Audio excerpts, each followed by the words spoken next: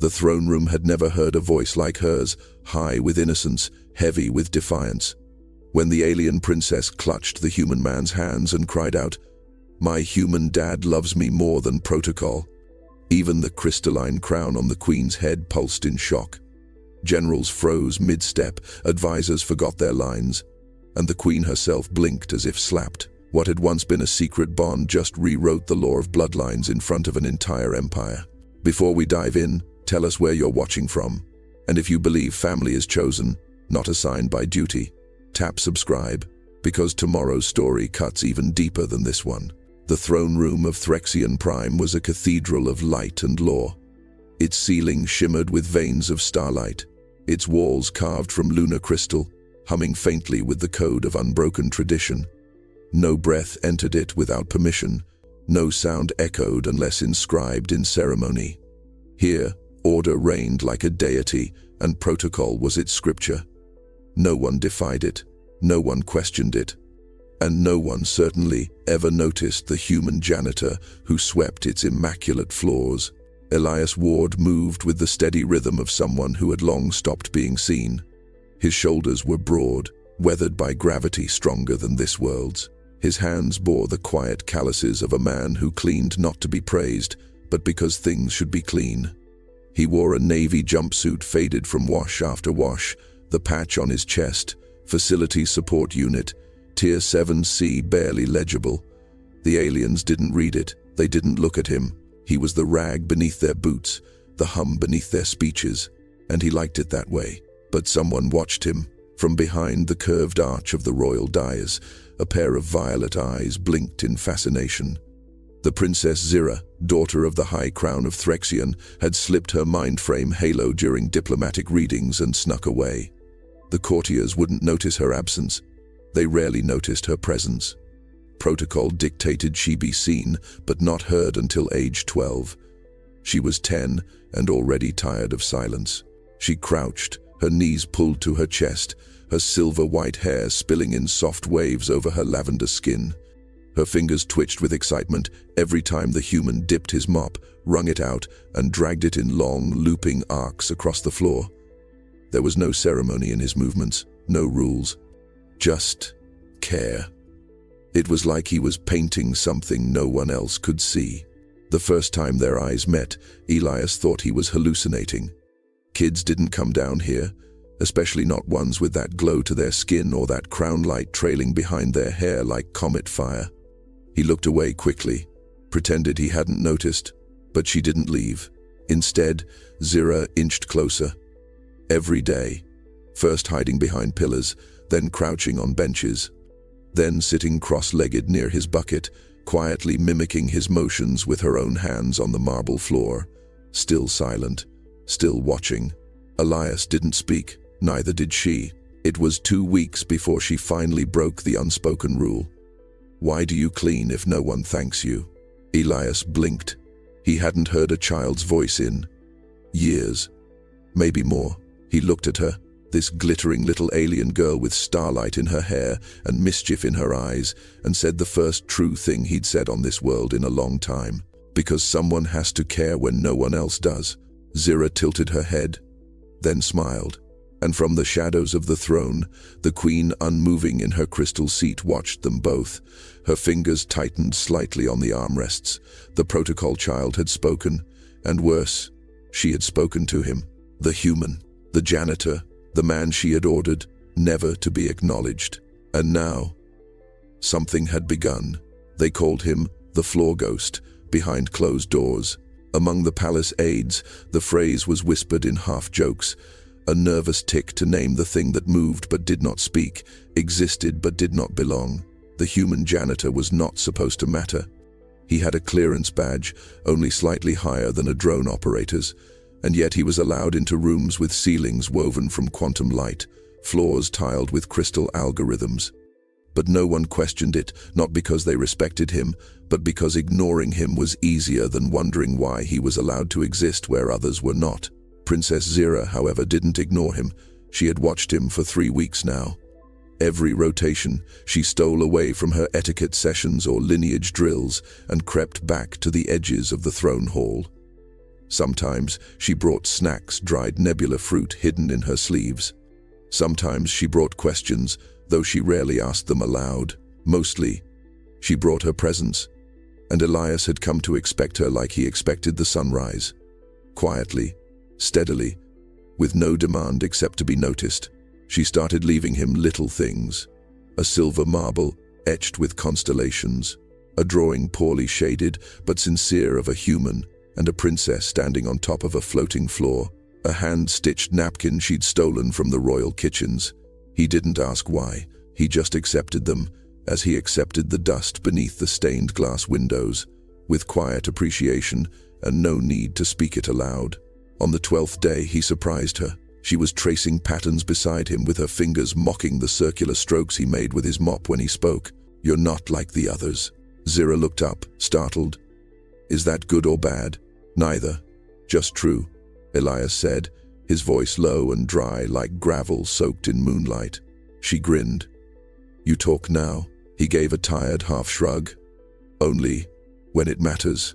Zira leaned closer, chin in her hand, eyes wide. "Why do you matter so little to everyone here? You know everything. You notice things no one else does. I saw you tighten the wiring in the diplomacy dais before it shorted out. You saw it before the engineers did." Elias blinked at her. "You saw that?" "I see everything," she said proudly. "Just like you."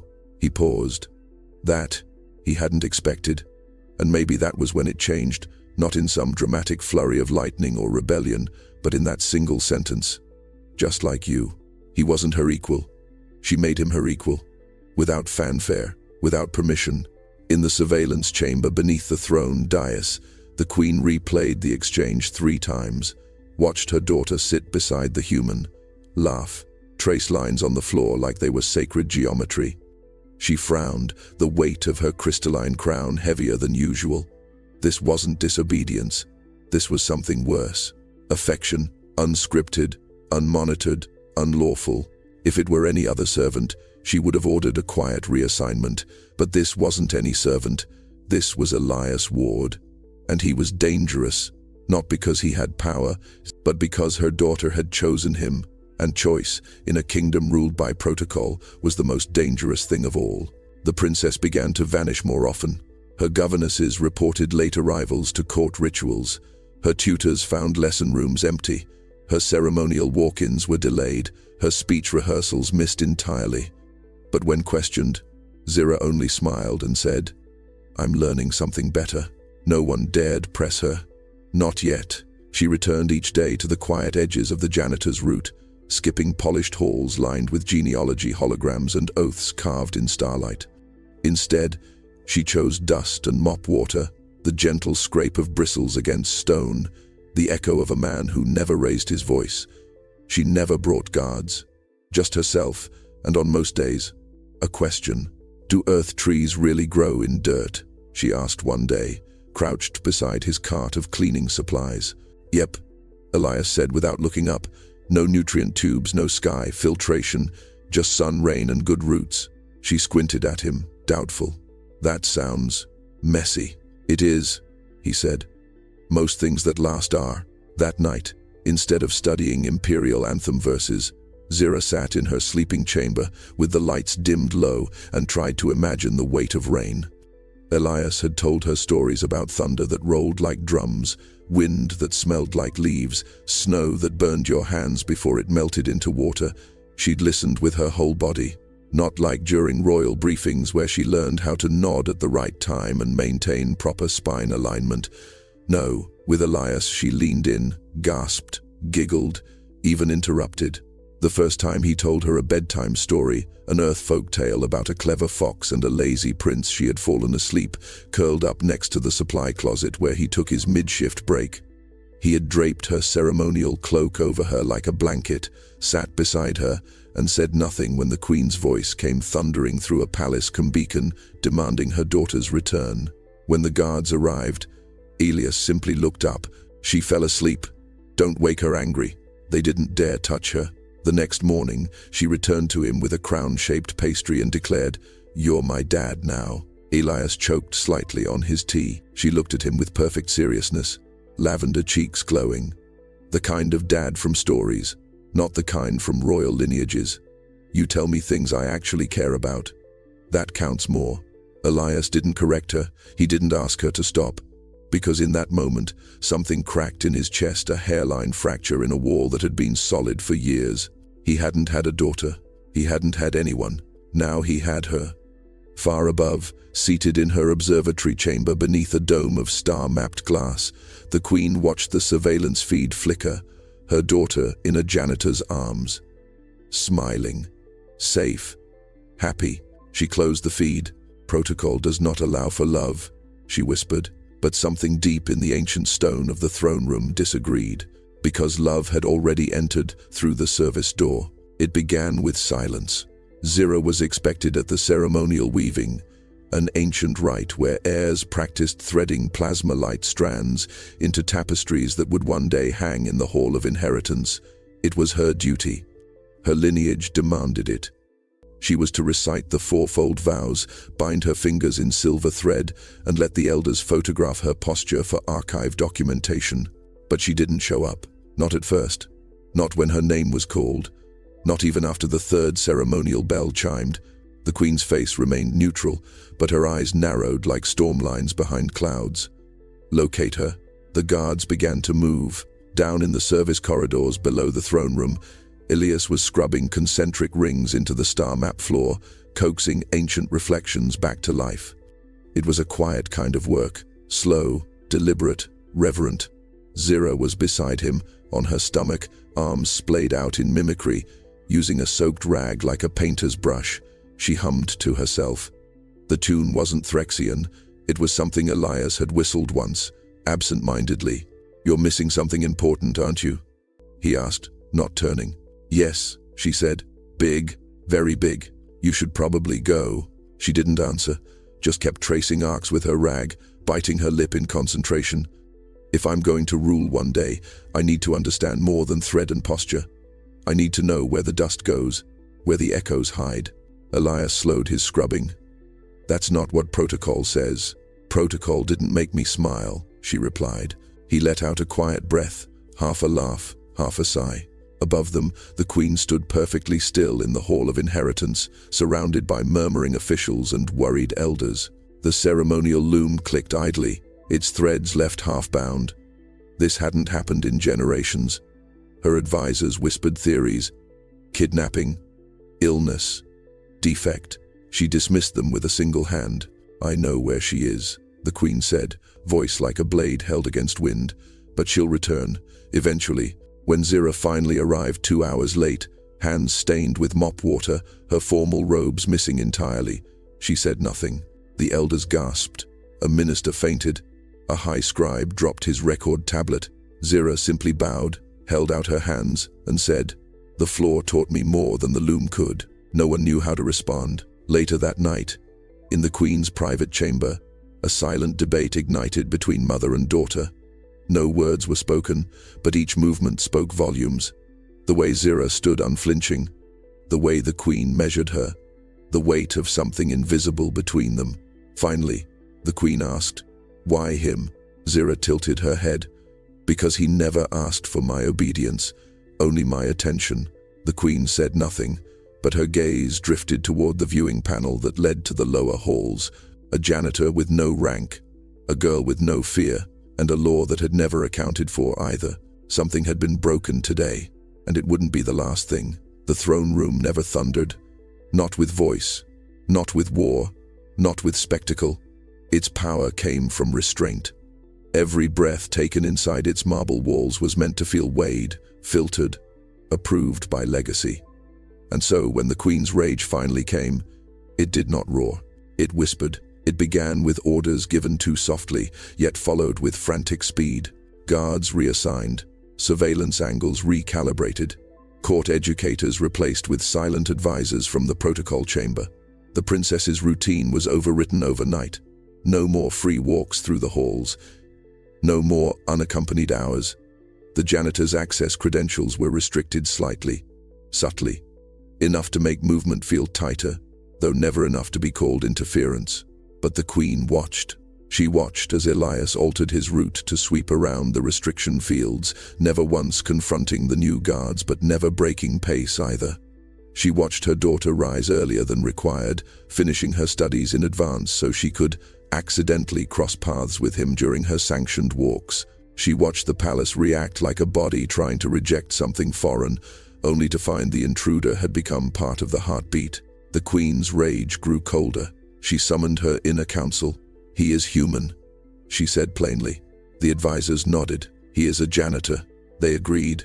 "He is not authorized to educate the heir." Silence. Then a cautious voice. "Technically, he has not instructed her in any official sense. The reports show only conversation." The queen's lip twitched. Conversation is contamination when it leads to deviation. Still, she didn't order his removal. That would show weakness. That would validate the bond. No, she needed something better. Something absolute. She summoned Elias Ward. He entered the observation chamber with his mop in one hand, the handle worn smooth from years of use.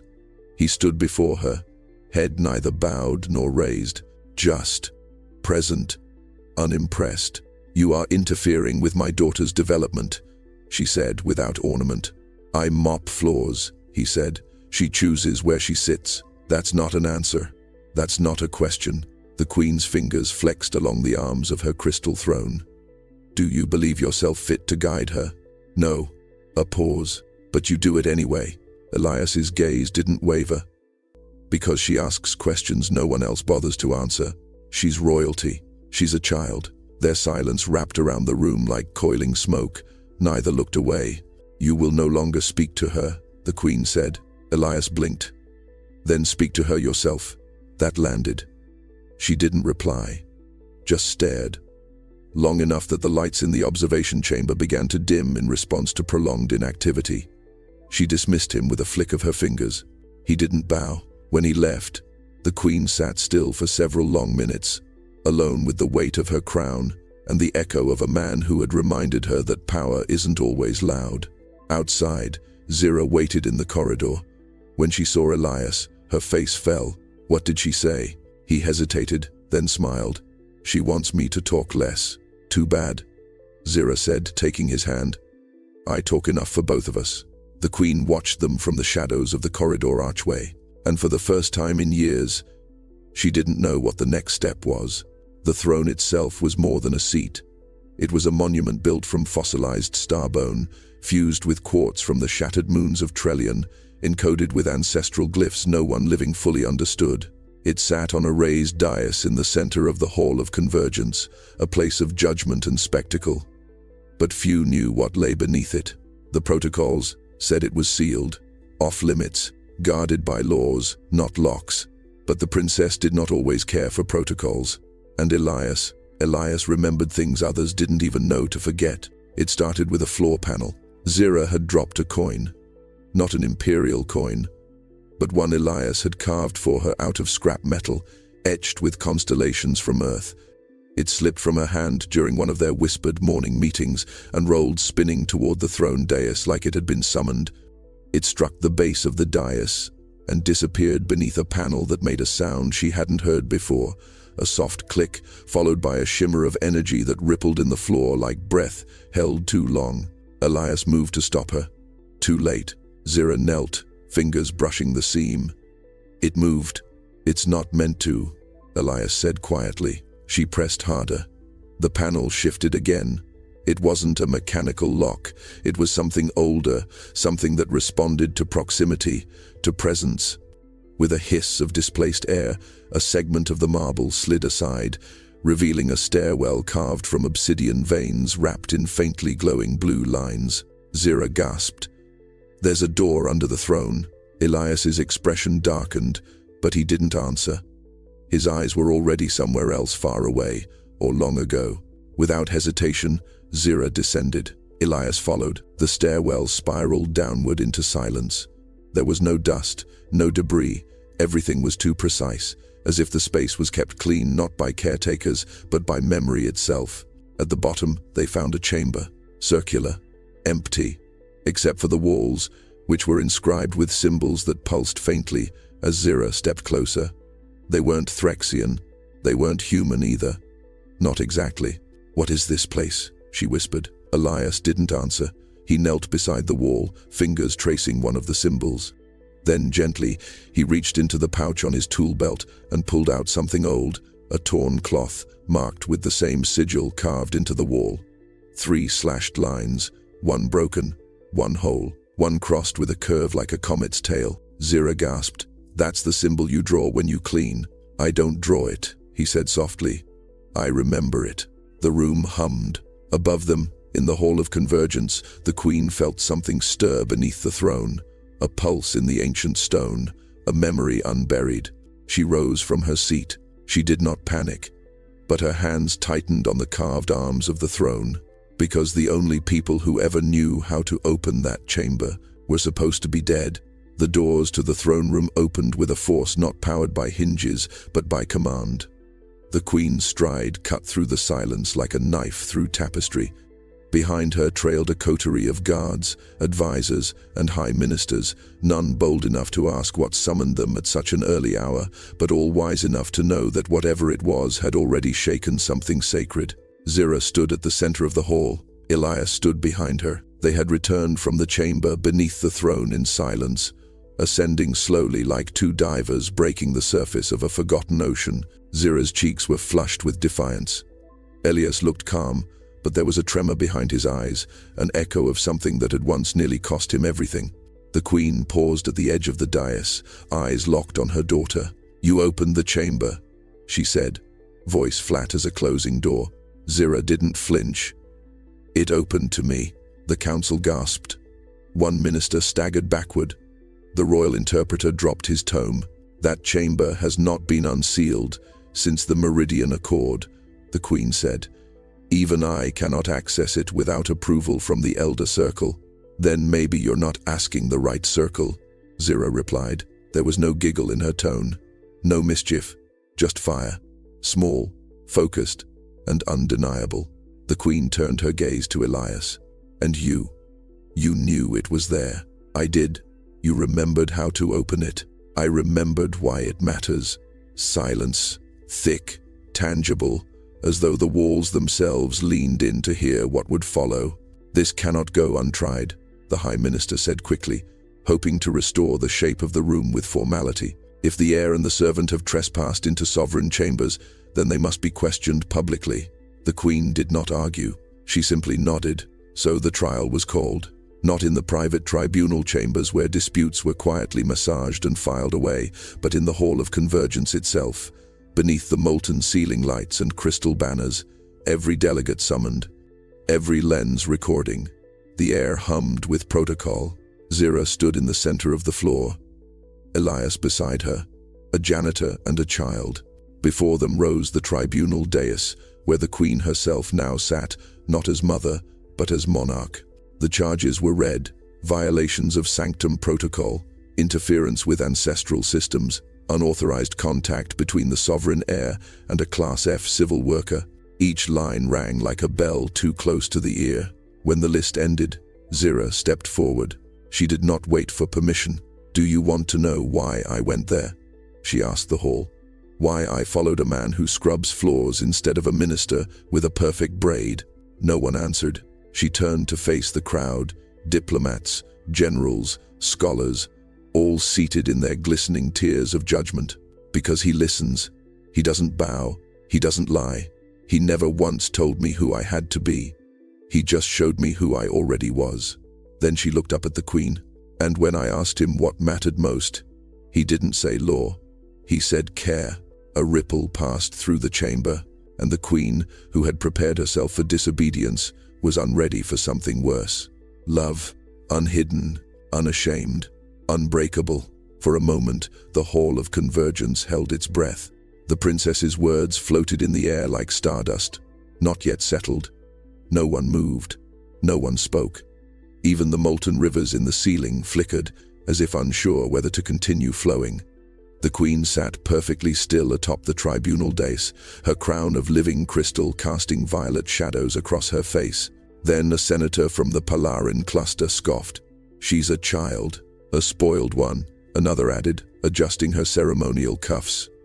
easily swayed by sentiment. Whispers swelled, dismissals, laughter barely masked as diplomacy. The young are emotional, impulsive, manipulable. Of course, a human janitor could become a plaything of imagination. The gallery of nobles leaned back in their curved thrones, pleased with their own certainty. Zira didn't shrink. She didn't cry. Instead, she took a single step forward, her voice slicing through the noise like a shard of glass. "My human dad loves me more than protocol." The words did not echo, they detonated. The hall froze. The queen's lips parted, but no sound came. Elias, still behind Zira, blinked slowly, as if the air had suddenly become heavier, and breathing took more intention. The sentence was wrong, absurd, impossible, and true. So true that it rearranged the room's gravity. The gallery of dignitaries didn't know how to react. Some gasped, some laughed nervously, hoping others would join. A few advisors exchanged desperate glances, as if trying to calculate whether this was a moment to suppress, spin, or surrender to. But nothing helped, because the sentence kept ringing in their minds. "My human dad loves me more than protocol." Zira turned in place, sweeping her gaze across the tiers. "You taught me that my life is built from rules, that affection is scheduled, that obedience is proof of worth. But this man," she pointed at Elias, her voice now trembling not with fear but force, "he never once demanded I bow, and still I did." She looked up to her mother. "I bowed to him because he saw me, not as a symbol, not as a future crown, but as a girl. Just a girl. And he loved me anyway." The queen's hands were white-knuckled on the armrests, her breathing shallow. Elias finally spoke, his voice calm, quiet. "I didn't ask her to love me, but you earned it," Zira said, never looking away from her mother. That silence, the heavy, charged kind that precedes thunder, fell again. The queen stood, and for the first time in recorded memory, the protocol chamber did not rise with her, because they no longer knew what they were rising for. Was it order? Or something deeper that had slipped through the cracks in marble and rule? The queen stepped down from her dais, slow, deliberate, each footfall like a gavel. She stopped before Elias, her gaze flicked between him and her daughter. "You have broken tradition." Zira didn't flinch. Then maybe it deserved breaking. The queen studied her, not as ruler to heir, but as mother to daughter. And what she saw was terrifying. Not weakness, not rebellion, but freedom glowing in the eyes of a child who had found it not in law, but in love. The queen did not answer. She stood before her daughter and the janitor, motionless as marble, her crown shimmering with 1,000 etched reflections of light, each one a memory sealed into crystal. But something had shifted beneath its surface. A flicker, a fault line, the kind of fracture that doesn't break a thing outright, but guarantees that it eventually will. Zira waited. Elias waited, and high above, the tribunal delegates leaned forward in their tiered seats, mouths dry, hearts hammering. None of them would admit it yet, but the moment had already cracked the foundation beneath their feet. The queen finally turned away, not toward her seat, toward the crown archive. The chamber went still as she approached the alcove embedded in the throne room's western wall, where the Codex of Rule hovered in stasis, an ancient tome, not of paper but of living memory strands, each one woven into the sovereignty of Threxion. She placed her hand upon the glyph-laced cover, and the crown responded. It pulsed, it glowed, it spoke, not in words but in images, reflected on the vaulting glass above them. The chamber's eye of witness cast out the queen's memory, her private echoes blooming like light on water. They saw her as a child, not yet sovereign, not yet polished, just a girl, alone in a frostlit corridor, holding the hand of a human woman. The same three-line sigil, one broken, one whole, one crossed, marked the woman's collar. The crowd gasped. Another memory flickered forward. The queen, older, standing over the dying form of that same woman, her voice hoarse with grief, her hands clutched around a scrap of cloth that shimmered with cleaning solvent and promise. And the woman's final whisper, "Keep it until someone reminds you why it mattered." The eye dimmed. The queen lowered her hand. Her fingers trembled. She turned back to the room, face pale beneath the crown's radiant fire. Her name was Myra Ward, she said. She was a custodian, She taught me how to walk through the halls before I was taught how to own them. A stunned silence. She told me that rule without care is conquest. And I forgot that. Because the throne teaches forgetting. Elias's brow furrowed, but he said nothing. Zira stepped closer, her voice soft now. You knew someone like him. Sign. The queen nodded. Then why did you try to silence it? She asked. The queen looked not at her daughter, but at Elias.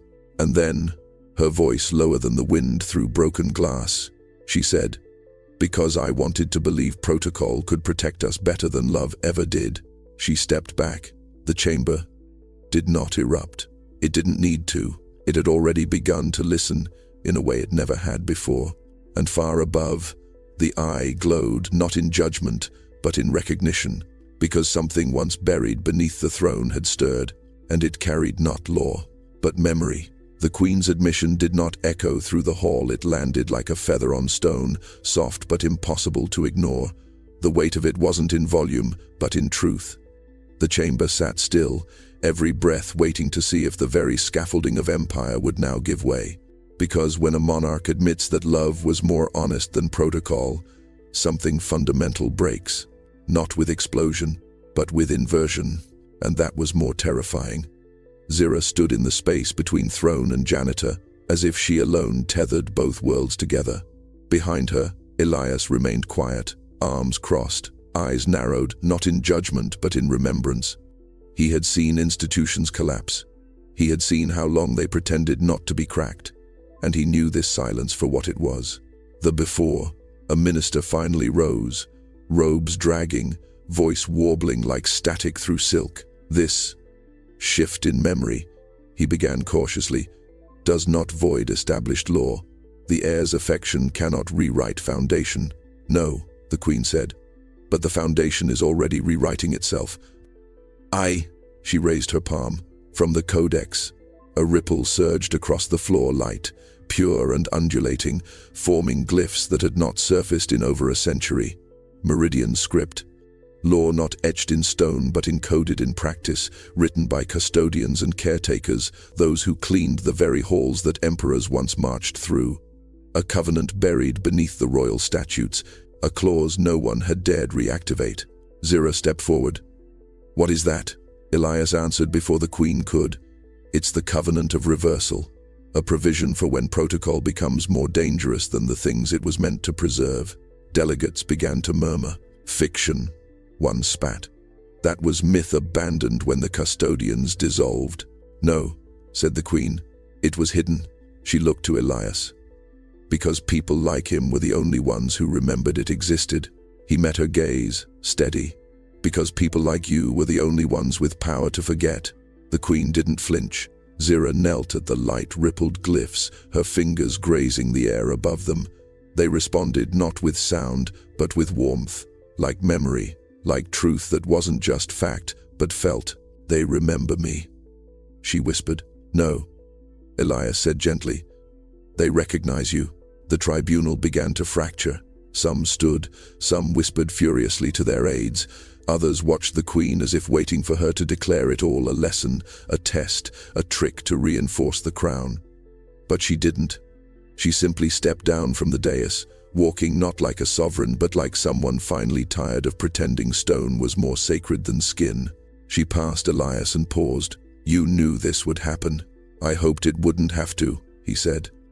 And now we make room for something better. A guard stepped forward in protest. We cannot let janitors wield law. Zira turned. Then you haven't been listening. He didn't wield law. He kept it clean, long after everyone else stopped noticing it was even there. And with that, the chamber changed, not with fire, but with permission, to remember what law had once been built for. The chamber emptied slowly, like a tide uncertain of where to retreat. Some delegates left in silence, heads bowed, their ceremonial robes trailing behind them like shadows that no longer belonged. Others lingered in their seats, stunned into stillness, unsure if leaving meant complicity or cowardice. A few wept quietly, though none could say why. The queen remained. So did Elias. So did Zira. No one told them to leave. No one would dare. The codex of rule, still glowing with the light of reawakened meridian glyphs, hovered above the dais now like a sun no longer eclipsed by pretense. The glyphs pulsed gently, not in fury, not in decree, but in remembrance. Memory, alive again. The queen stood at its edge, her fingers brushing the air just above the script. These laws, she whispered, were never meant to be lost, only hidden, until the galaxy remembered why they mattered. And now it remembers, Elias said. The queen turned toward him. You knew my mother. He nodded once. My reward. She was more than a custodian. She was what the throne stopped being. Silence bloomed between them, vast and weighty. The queen's gaze fell to Zira, who was seated cross-legged on the polished floor, tracing one of the glyphs in the light, like a child might follow a beam of sun through a stained glass window. She left a mark, the queen said. She left a lesson, Elias replied. Zira looked up. Why didn't anyone teach it to me? The queen's voice broke slightly when she answered. Because I forgot how to tell it. Elias stepped forward. His boots made no sound on the ancient floor. Then let her tell it now. The queen hesitated, then nodded. The story beneath the dust. She sat beside her daughter, regal garments folding without ceremony, and for the first time since her coronation, she spoke not as ruler but as daughter of a woman no one had dared name in public for 3 decades. She wasn't supposed to be near the throne. My reward. Just maintenance. Just cleaning.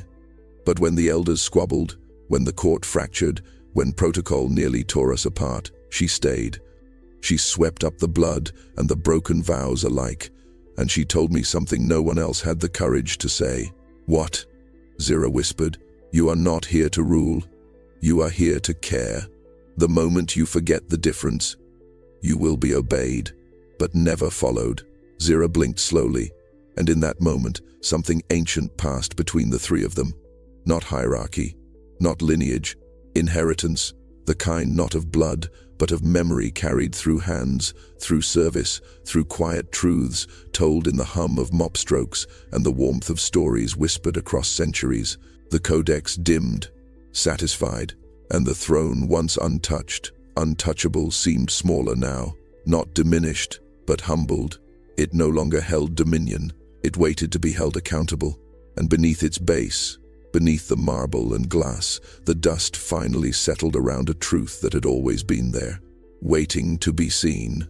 The throne room was no longer a chamber of fear. It had not yet become a chamber of hope, but it was something in between, something fragile and luminous. Like the quiet just before the first dawn breaks over a ruined battlefield.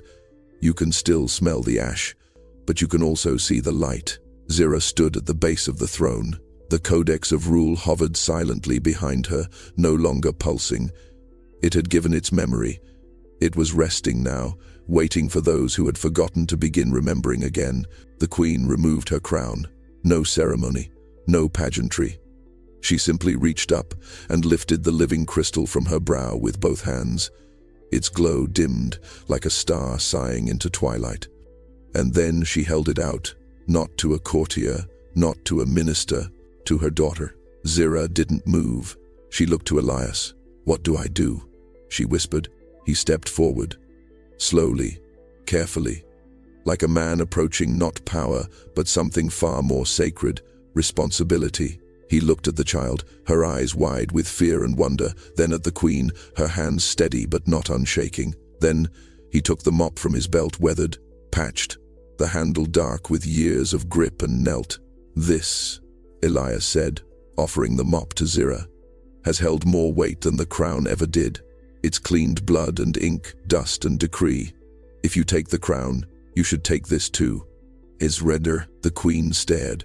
So did the hall. A crown in one hand, a mop in the other. Zira looked between them. She reached, not for the crown first, but for the mop. She took it gently, cradling it like a baton passed from one keeper to another. Then, and only then, did she lift the crown in both hands and place it not on her head, but on the floor, beside Elias, beside her mother. A triangle of inheritance. I don't want to be above anyone, Zira said softly. I want to be beside them, like he was beside me. The queen's throat tightened. Her voice, when it came, was hoarse with something older than grief. "Then you will be the first ruler in 1,000 years who does not wear it." "Then I'll be the first ruler worth remembering," Zira replied. Elias smiled just barely. The mop rested against her shoulder now, its tip trailing on the floor like a forgotten pen ready to write something new. The queen stepped back, her gaze distant, as if seeing both past and future colliding through her child. And around them, the room began to shift, not with alarms, not with revolt, but with acknowledgement. One by one, courtiers rose, not to protest, to kneel, not to a crown, but to the girl who placed it on the floor. And beside her, a man with no rank, no titles, no blood claim, but with hands that had carried the laws when everyone else forgot how to. The child. The mop. The memory. That would be the new trinity of Threxion. The galaxy didn't shudder. The empire didn't fall. There were no riots, no broadcasts of revolution. Instead, something quieter happened. The floor of the Hall of Convergence, once a mirror for power, began to reflect something more honest. Not status, but care. Not decree, but presence. And on its gleaming surface, 3 figures stood together. A child holding a mop, a queen without her crown, and a janitor whose silence had outlasted 1,000 speeches. Elias Ward gathered his tools. He did not speak. He never needed to. Zira stood beside him, tracing shapes in the drying water with the tip of the mop. The glyphs appeared without effort now, instinct, not study. Memory, not mimicry. The meridian mark flowed beneath her like shadow and light. 3 slashed lines, one broken, one whole, one crossed by a comet's tail. The queen stood behind them, watching the sigils form. "You won't stay, will you?" she asked Elias. "No," he said. Zira's face fell. "Why not?" "Because I wasn't meant to sit at tables. I was meant to keep them steady." Tears filled her eyes, but she nodded. The kind of nod only a ruler can give, one shaped by grief and understanding at once. The queen stepped closer to him. "You could have demanded a title." "I did," Elias said, gently setting the mop aside. "What was it?" "Custodian." She bowed, not deeply, just enough, and the weight of it shook the last dust from the rafters of tradition. Outside the palace, word spread like light through morning windows. In the marketplaces of Vera, children chalked the meridian sigil on alley walls, arguing joyfully about its angles and meanings. In the diplomatic academies, archives once sealed in red warning glyphs were opened. The stories of custodians once dismissed as janitorial mythology were taught beside the legal codes, not as side notes, as foundations. In the outer colonies, envoys whispered of the janitor who held the crown. Some said he was a prophet, others a ghost. But those who listened, really listened, knew he was neither. He was a man who stayed when everyone else forgot why it mattered. On the last day Elias remained in the palace, Zira met him at the edge of the eastern colonnade. The sky above them was laced with nebula pink. The stars were just beginning to blink awake. She handed him something wrapped in cloth. Inside, her first mop. Clean, untouched. "For whoever comes next," she said. He smiled, and this time, it reached his eyes. Then he was gone. Not with a procession, not with fanfare, just the soft sound of boots down a back corridor, just the echo of care. The queen stood beside her daughter, both of them watching the place where he had disappeared. "He didn't just clean our floors," she said. "No," Zira replied. "He cleaned the way back to us." Above them, the stars pulsed softly, not in warning, but in witness, because the truth had not come with swords or crowns. It had come in silence, in stories, in sweat, in kindness. And the galaxy had watched a throne bow to a mop, and it had not laughed. It had learned,